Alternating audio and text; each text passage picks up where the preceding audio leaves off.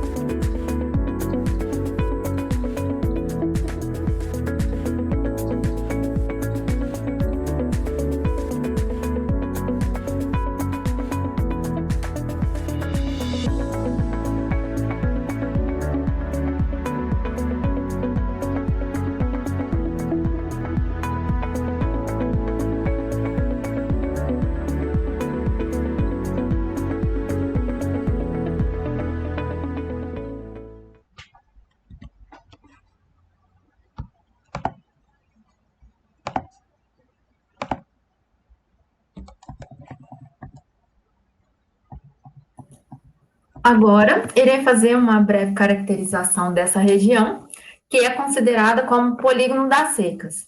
Mas o que é esse polígono das secas? É uma área definida por lei no semiárido nordestino que enfrenta problemas de estiagem. É definido por quantidade mínima de pluviosidade que se afere para uma região geralmente de 800 milímetros de pluviosidade. Então, essa região, que é o sertão, possui domínio do clima semiárido, que abrange boa parte da região Nordeste. Possui a pluviosidade inferior a 800 milímetros ao ano, pela média de temperatura entre 23 graus Celsius e 27 graus Celsius. E essas extensões são pediplanadas, drenadas por rios temporários e cobertas pela vegetação da caatinga. O que são essas extensões pediplanadas? É o processo que leva em regiões de clima árido e semiárido ao desenvolvimento de áreas aplanadas ou então superfícies de aplanamento. E essa região possui invernos sem chuvas durante 5 ou 8 meses, verões distribuídos por 4 a 7 meses. O polígono contempla uma área de 895.254 km², envolvendo 1.042 municípios e uma população de mais de 19 milhões de habitantes. E por ser uma região com chuvas irregulares, as principais técnicas utilizadas para o combate às secas são os poços artesianos, açudes e cisternas. A melhor opção utilizada nessa região são as cisternas, pois com a captação através de calhas especiais, porém, em períodos de seca, tornam-se insuficientes para a população. O próximo é o aspecto importante que podemos revelar sobre essa região, que é em relação ao nível de pobreza, que é consideravelmente alto, e o Nordeste sempre manteve uma posição de desvantagem relativa no que diz respeito aos indicadores de pobreza enquanto suficiência de renda. E segundo o IBGE, a região possui o menor IDH do território brasileiro, com uma renda per capita nordestina corresponde a somente 37%, comparada da região sudeste. E o que nos traz de ocorrência?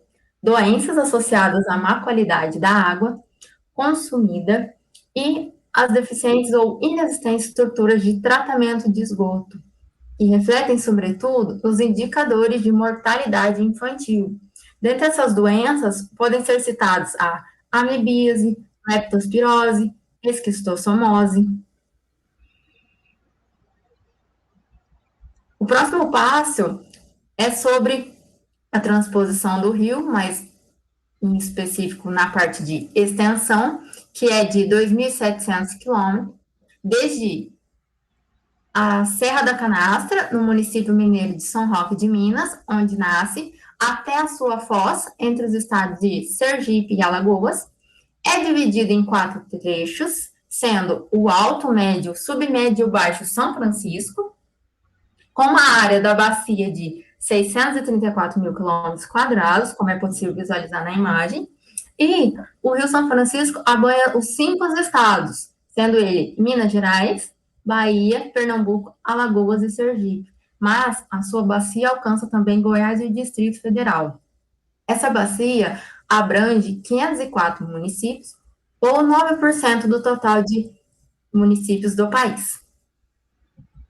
O próximo passo são alguns fatos históricos em decorrência da transposição do rio, que ocorrem desde a era do Brasil colônia, sendo que Dom João VI, às vésperas de deixar o Brasil, já teria recomendado a obra a seu filho Dom Pedro I.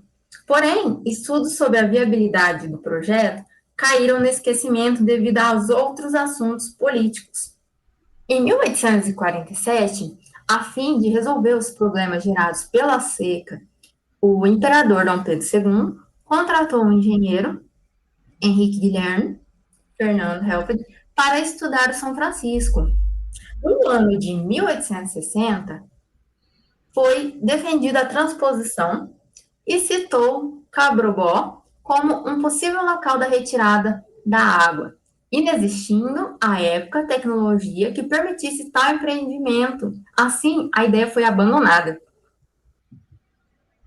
Em 94, então, o Ministério da Integração Regional assumiu a apresentação do projeto, que era objeto da Superintendência do Desenvolvimento do Nordeste.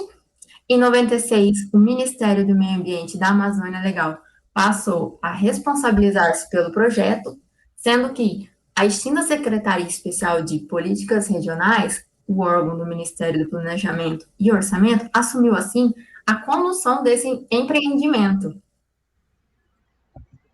No ano de 99, o Ministério da Integração Nacional passou a condição de empreendedor e, assim, seguiu-se um período marcado pela realização de audiências públicas, reuniões técnicas e ações civis para que pudesse ser discutido sobre isso. No ano de 2004, o relatório de impacto ambiental foi apresentado e, em 2005, a obra foi licenciada pelo Instituto Brasileiro do Meio Ambiente e dos Recursos Naturais Renováveis, licitado, e as outorgas para o uso das águas aprovadas pela ANA, tornando iminente a execução do projeto. No ano de 2007, ocorreu o fim dessas obras. Agora eu irei apresentar algumas vantagens da transposição do Rio São Francisco aos olhos de alguns governantes. Teve a geração de cerca de 5 mil empregos durante a construção do projeto. Ocorreu também um aumento da disponibilidade da água e da diminuição da perda por causa dos reservatórios. Amenização dos problemas gerados pela seca, como, por exemplo, a falta de alimentos e o desemprego rural. E, de acordo com os defensores da transposição, há também a redução de doenças e mortes provenientes do consumo de água contaminada, assim como a possibilidade de irrigação das áreas abandonadas. Aqui são algumas desvantagens desse tipo de transposição. O projeto é de alto custo. A transposição não atenderia às necessidades da população, tendo em vista que atenderia somente 70% da água é destinada à irrigação. Ocorre também uma alteração ambiental durante a construção, haja visto que a interferência da obra modifica as populações de plantas e animais aquáticos, desregulando então a cadeia alimentar do local. Ocorreu também um desmatamento de cerca de 430 hectares de terra e, de acordo com os biólogos, tal devastação pode originar o desaparecimento do hábitat de animais terrestres e também a extinção de muitas espécies da flora da Caatinga. Ocorre também muitos impactos ambientais, econômicos, sociais. Esses impactos sociais são caracterizados principalmente pela retirada de algumas comunidades dos trechos que o projeto será implantado. Ocorre também a mudança de uma condição já estabelecida no local. Aqui são algumas críticas a esse tipo de transposição. O ex-governador da Bahia, Paulo Souto, afirma que não existiu justificativa técnica para um gasto dessa ordem. Segundo ele, não há falta de água nos estados a serem beneficiados pelo projeto. O Movimento dos Trabalhadores Rurais Sem Terra, MST, diz que o projeto da transposição está vinculado ao projeto do agronegócio, criação de camarão e ao hidronegócio, com a privatização do uso e controle das águas apenas para ganhar dinheiro. Segundo João Alves Filho, prefeito de Aracaju, faltaram discussões sobre o projeto com os vários setores da sociedade. Ele ainda considera que o projeto é ilegal, tecnicamente errado e socialmente injusto, pois não leva água para o consumo humano. Segundo Suassuna 2006, a transposição teria um custo-benefício desprezível. De acordo com ele, o projeto do governo federal desconsidera a existência do expressivo volume d'água local, que, se melhor distribuído, poderia atender às necessidades de toda a população. Aqui é a conclusão. Deve-se adotar uma gestão integrada, sustentável e de caráter proativo. Isso vai depender da educação ambiental da população, no sentido de conscientizá-la para evitar o desperdício, principalmente nas áreas de maior escassez.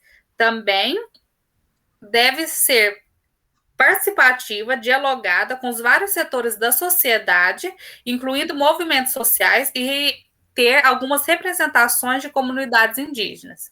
Deve-se existir também uma reavaliação das outorgas e da vazão alocável máxima, visando evitar os conflitos entre os setores usuários e estabelecer um maior controle sobre o uso da água.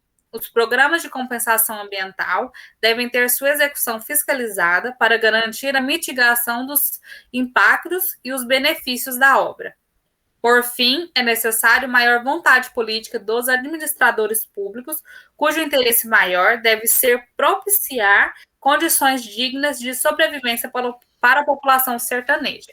Isso é caracterizado principalmente porque a água não deve ser uma plataforma política e não deve gerar um certo desenvolvimento voltado para o lado político.